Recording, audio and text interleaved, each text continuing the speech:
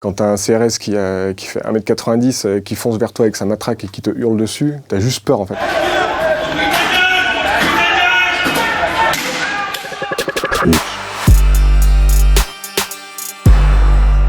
Samedi dernier, on couvrait la manifestation des Gilets jaunes pour Libération avec mon pote Martin, qui est aussi photoreporter pour Libération. Donc on s'est engouffré dans le Burger King. On avait besoin de respirer parce qu'on était en train de suffoquer dans la rue. Ils balançaient de la lacrymo de partout. Les gens ont commencé à respirer, reprendre leur respiration, essayer de boire un peu. Les gens étaient là dans une volonté de juste d'échapper au gaz lacrymo, pas dans une volonté de casser un symbole du capitalisme. On a rencontré un manager qui nous a passé de l'eau pour essuyer nos visages. Au bout de quelques minutes, on a vu que le Burger King se faisait entourer par les CRS. Dès qu'on a vu la police, tout le monde a levé les bras en l'air. Ça, je me rappelle, c'est un truc qui a été assez instinctif chez tout le monde, c'est que dès qu'on les a vus, on a levé les bras en l'air. Et en fait, on a vu les CRS s'engouffrer dans le Burger King. Ça a été assez violent parce qu'ils ont chopé directement le mec qui était à notre droite. Lui, franchement, ils l'ont plaqué, je crois, contre le bar et il s'est pris quelques coups de matraque. On pensait que ça allait être ou une nasse, comme ça arrive souvent en manifestation, ou qu'il y ait même des interpellations, on pouvait se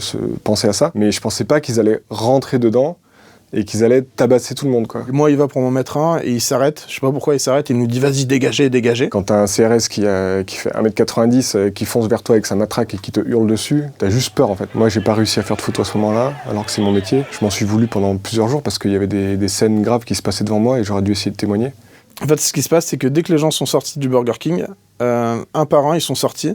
Et sur le côté droit, il y a un mini tunnel de CRS et qui roue de coups systématiquement chaque personne qui sort. Il y avait une espèce de haie de CRS et ils bastonnaient tous les mecs qui sortaient, quoi. Avec Martin et Adrien, on a l'habitude des manifs, on a couvert beaucoup la loi travail. On sait comment la police peut être des fois, à certains moments, tendue. Là, la situation, elle était finalement assez paisible comparée à ce qu'on a connu dans le reste de la journée. Les gens étaient mains en l'air. On a l'impression qu'en fait, ils se défoulaient de la journée qu'ils avaient eue, quoi. On entend beaucoup dire que les Gilets jaunes étaient violents aussi, que la police a pris beaucoup de coups, c'est vrai. Mais la police, elle a un rôle, elle a un devoir.